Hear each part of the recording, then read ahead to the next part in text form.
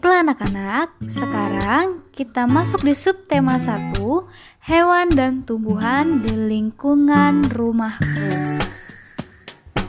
Adapun tujuan pembelajaran 1 dan 2 adalah kita akan belajar membuat pertanyaan berdasarkan bacaan. Yang kedua, kita akan mendiskusikan tahapan pertumbuhan tanaman padi dan upaya pelestariannya. Yang ketiga, kita akan mengidentifikasi keadaan geografis di Indonesia. Yang keempat, mengidentifikasi ciri-ciri bentang alam suatu wilayah. Menjelaskan hak dan kewajiban terhadap sumber daya alam. Dan yang terakhir, membuat karya seni kolase.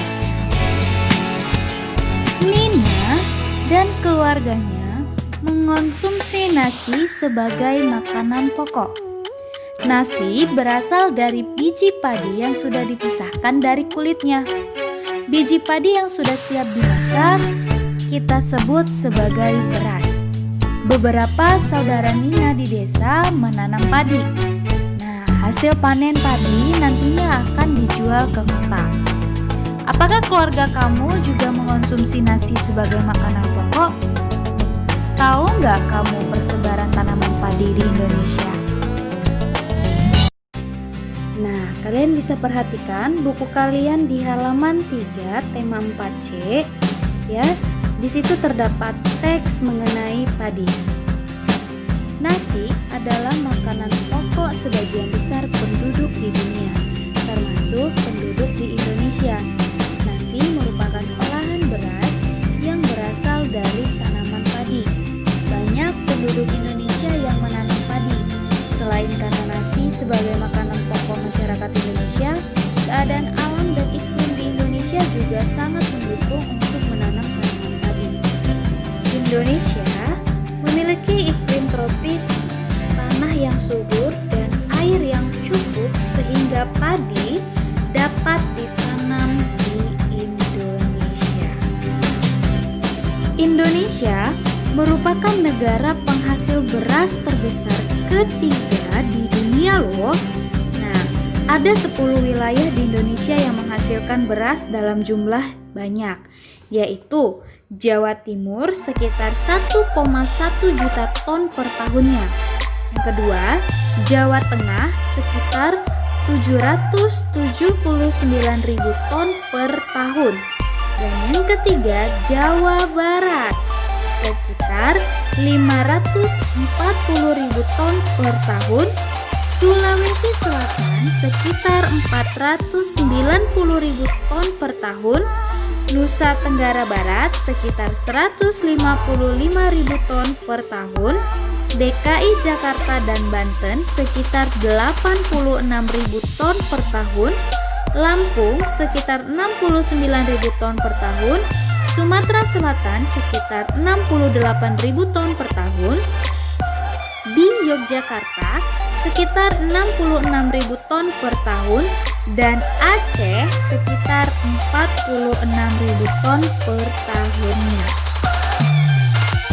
Walaupun demikian, beras yang dihasilkan di Indonesia masih belum cukup untuk memenuhi kebutuhan pangan penduduk Indonesia.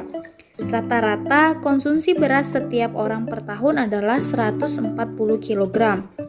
Oleh sebab itu, walaupun negara Indonesia termasuk negara penghasil beras terbesar ketiga, Indonesia masih mengimpor beras untuk memenuhi kebutuhan pangan. Hal tersebut disebabkan oleh jumlah populasi penduduk yang semakin meningkat setiap tahunnya. Nah, berdasarkan teks yang ada di buku kalian di halaman 3 tadi, kalian dapat membuat pertanyaan. Nah, membuat pertanyaan berdasarkan bacaan sama dengan merangkum informasi bacaan dalam bentuk pertanyaan. Nah, membuat pertanyaan juga dapat melatih keterampilan membaca berupa menemukan informasi-informasi yang penting.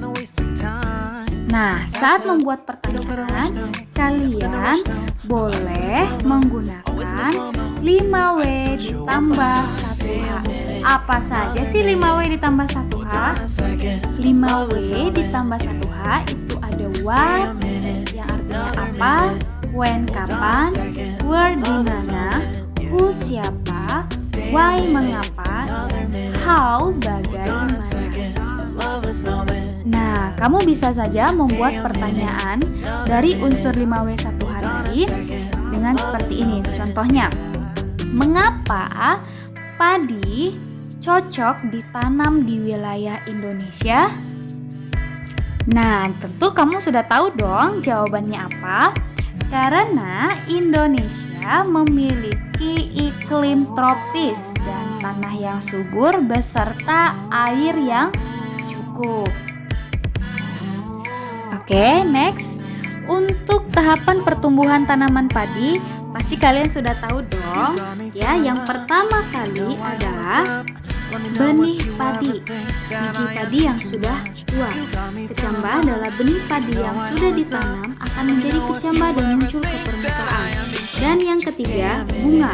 Dari bunga itulah akan tumbuh biji padi yang lama-kelamaan padi akan menguning dan siap untuk dipanen. Nah, sekarang kamu perhatikan gambar-gambar berikut ini. Apakah kamu pernah mengunjungi tempat-tempat seperti yang ada pada gambar? Nah, wilayah Indonesia membentang dari Sabang sampai Merauke. Bentang alam Indonesia dibagi menjadi beberapa wilayah loh, yaitu dataran rendah, dataran tinggi, dan pantai. Nah, biasanya wilayah dataran rendah memiliki udara yang relatif panas. Nah, untuk dataran tinggi yang dekat dengan pegunungan biasanya memiliki udara yang sejuk. Sedangkan wilayah pantai yang merupakan perbatasan antara darat dan laut memiliki udara yang cukup panas.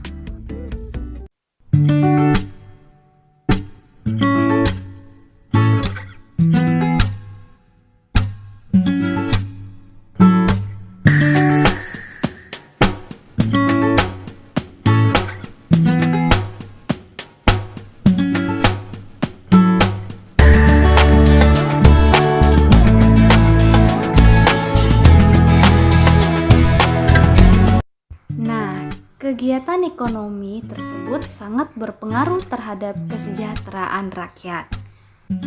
Oke, materi kita selanjutnya mengenai hak dan kewajiban terhadap sumber daya alam. Nah, semua orang memiliki hak dan kewajiban terhadap hasil bumi. Nah, kemarin kan kita sudah belajar apa itu hak dan kewajiban. Hak adalah sesuatu yang harus kita dapatkan. Sedangkan kewajiban adalah sesuatu yang harus kita lakukan atau sebelum maupun sesudah mendapatkan hak. Maka kita wajib melakukan sesuatu untuk mendapatkan hak. Nah, sekarang kamu perhatikan gambar yang ada di buku kalian di halaman 10.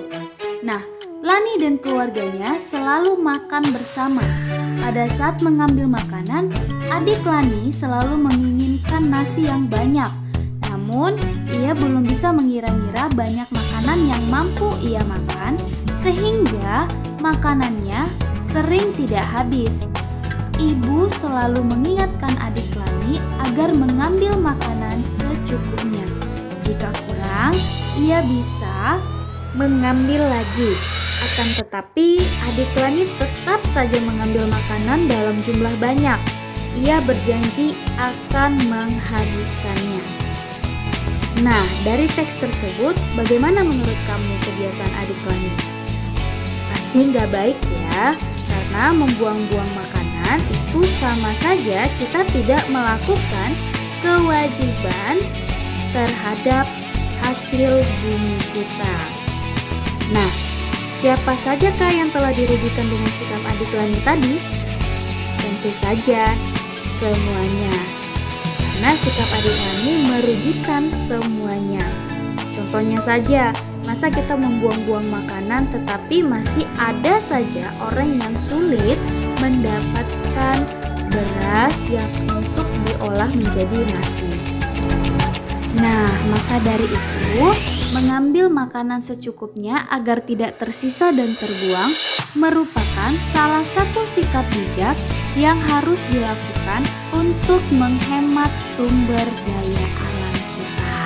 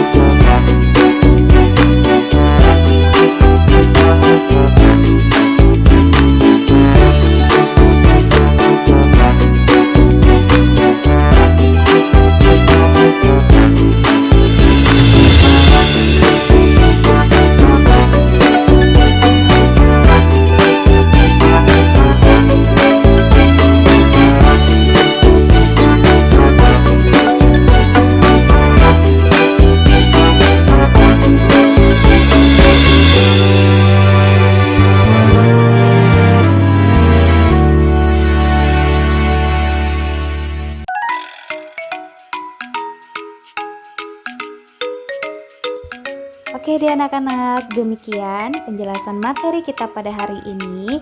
Miss harap kalian jangan lupa untuk memindahkan materi ke buku catatan kalian ya.